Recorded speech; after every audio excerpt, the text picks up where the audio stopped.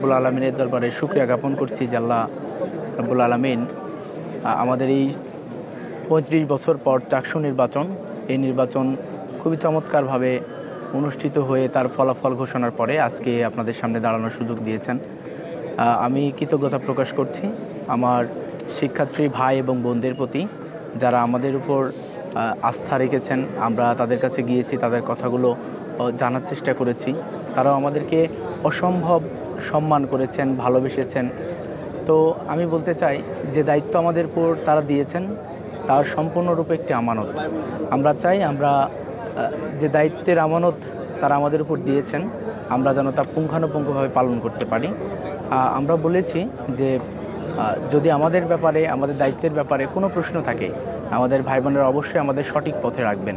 এজন্য তারা অবশ্যই আমাদেরকে বুদ্ধি দিবেন, পরামর্শ দিবেন এবং সমালোচনা করবেন। তো আমি ধন্যবাদ জানাচ্ছি নির্বাচন কমিশন থেকে শুরু করে যারাই দায়িত্ব পালন করেছেন, বিশেষ করে সাংবাদিক, প্রশাসন, আইন শৃঙ্খলা বাহিনী, সবাইকে ধন্যবাদ জানাচ্ছি।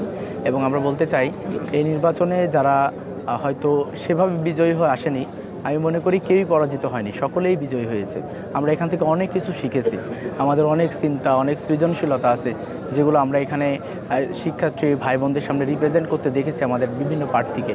আমি মনে করি সকলের যদি ঐক্যবদ্ধ প্রচেষ্টা থাকে, যদি সকলে মিলে আমাদেরকে সহযোগিতা করে এবং আমরা সকলে মিলে একটা প্ল্যাটফর্মে পরিণত হই, ইনশাআল্লাহ চট্টগ্রাম বিশ্ববিদ্যালয়ে এই ছাত্র সংসদ সারা বাংলাদেশ একটি দৃষ্টান্ত হয়ে থাকবে ইনশাআল্লাহ।